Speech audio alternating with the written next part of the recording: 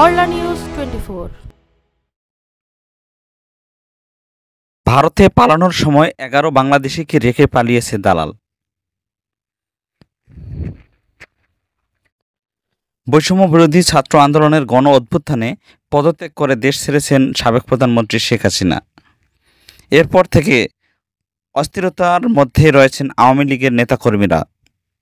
দলীয় প্রধান দেশ ছাড়ার পর আত্মগোপনে চলে গেছেন দলটির বেশিরভাগ নেতাকর্মী। অনেকে গোপনে দেশ ছেড়ে নিরাপদ আশ্রয়ের পরিকল্পনা করছেন। ঠিক সেভাবে ভারতে পালানোর জন্য দালালের সঙ্গে চুক্তি করেন একদল বাংলাদেশি।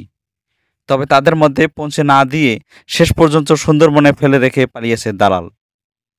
গত শনিবার ভারতীয় গণমাধ্যম আজকাল বাংলাদেশের এক প্রতিবেদনে এই সংবাদ জানানো হয়েছে।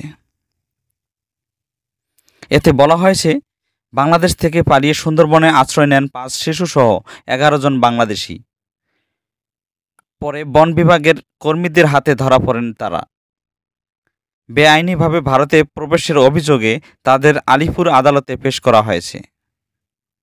ভারতীয় গণমাধ্যম জানিয়েছে, বন বিভাগের হাতে আটক হওয়ার সবার বাড়ি খুলনা।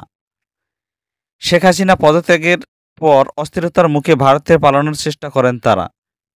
তাদের দাবি, পরিস্থিতি এমন পর্যায়ে পৌঁছেছিল যে তারা পালাতে বাধ্য হন। এজন্য ভারতে আসতে চেয়ে এক দালালের শরণাপন্ন হন তারা।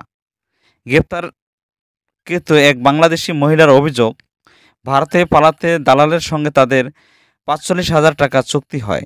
তবে ওপারে নিয়ে জঙ্গলে ফেলে পালিয়ে যায় তিনি। জানা গেছে, বন বিভাগের কর্মকর্তাদের টহলের সময় তাদের নজরে আসেন তারা। পরে তাদের সুন্দরবনের কোস্টাল থানা হস্তান্তর করা হয়। তাদের মধ্যে একজন পুরুষ রয়েছেন। তাদের হেফাজতে নিয়ে জিজ্ঞাসাবাদ করতে চাইছে পুলিশ।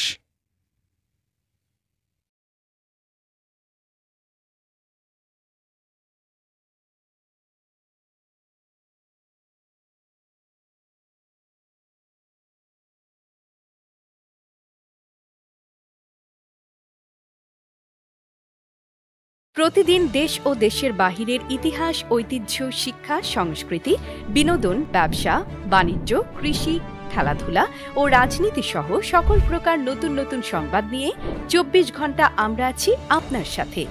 ধরলা নিউজ 24 আমাদের অফিসিয়াল ফেসবুক পেজটিতে ফলো এবং ইউটিউব চ্যানেলটিতে লাইক, কমেন্ট, শেয়ার ও সাবস্ক্রাইব করে পাশেই থাকবেন।